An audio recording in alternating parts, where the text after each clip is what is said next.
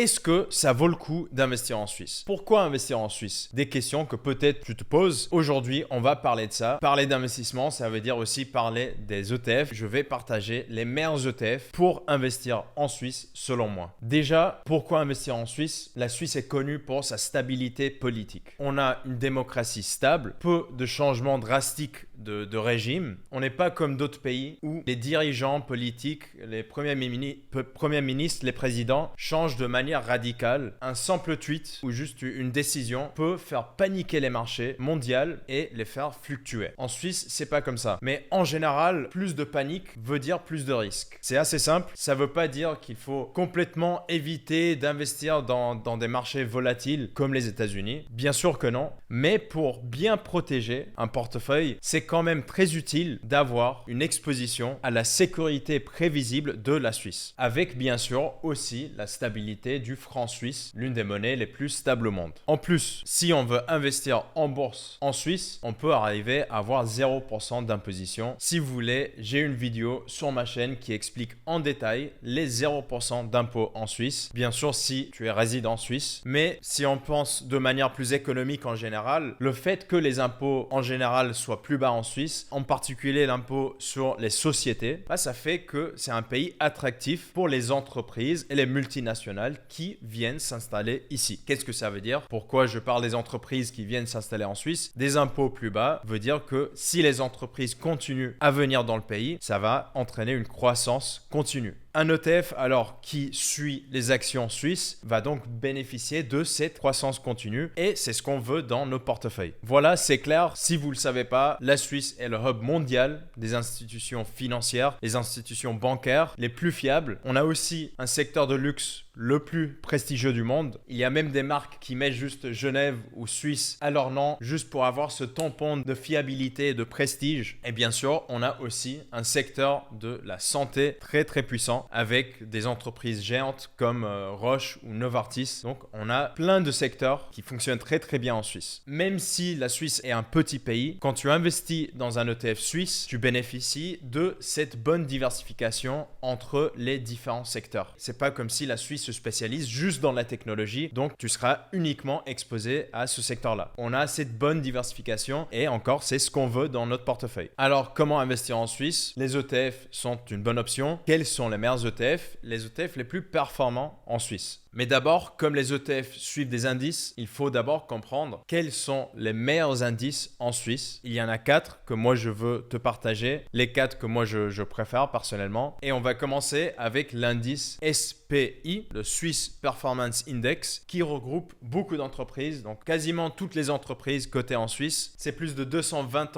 entreprises, 220 titres dans cet indice. Et il est aussi régulièrement mis à jour pour inclure de nouvelles entreprises qui répondent aux critères de cet indice. Aussi, bien sûr, de retirer les entreprises qui ne respectent plus les critères de l'indice. Ensuite, on a aussi l'indice SMI, le Swiss Market Index, qui regroupe moins d'entreprises, c'est plus sélectif. On a 20 entreprises, les 20 entreprises les plus importantes du pays qui sont cotées à la SIX. Vous pouvez voir les 20 entreprises qui composent actuellement le SMI à l'écran, je vais le mettre juste ici. Mais il faut aussi considérer qu'elles n'ont pas toutes les mêmes poids dans l'indice. Certaines pèsent plus que d'autres, c'est normal, vu les différences de taille. Comparé Nestlé avec Novartis, il y a une différence quand même. Par contre, ce qui est bien avec le SMI, pour rester toujours diversifié, sur les 20 entreprises, aucune ne peut présenter plus de 20% de l'indice. Si Roche explose en valeur, par exemple, elle ne peut pas peser plus de 20%. Donc le maximum sera de 20%. Ce qui est bien, on reste toujours diversifié. Ensuite, prochain indice, c'est le SMIM. Si tu veux un peu plus de diversification, c'est le Swiss Market Index Mid Cap et ça regroupe 30 entreprises qui sont grandes, mais de moyenne capitalisation. Donc moins grand que les entreprises dans l'indice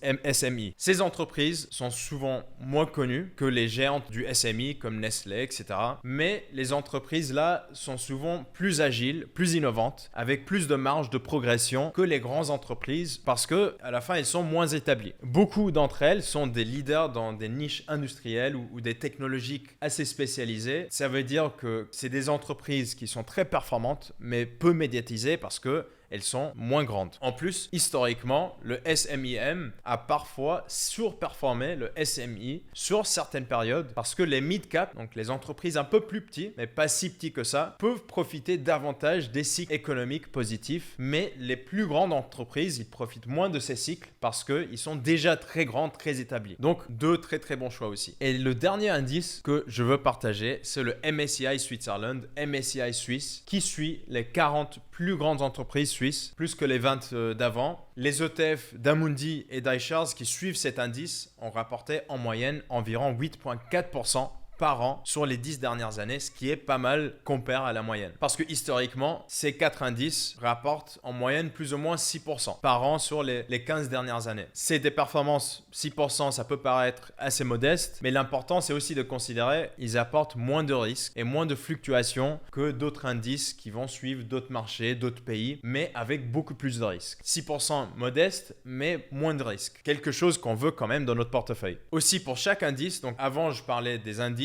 mais on va investir avec des ETF. Pour chaque indice, on peut trouver plusieurs ETF. À l'écran, je vais mettre aussi les ETF que moi je trouve les plus intéressants. Voilà. Prenez une capture d'écran, notez-les, comme ça vous pouvez voir les détails plus tard. 1, 2, 3, ok.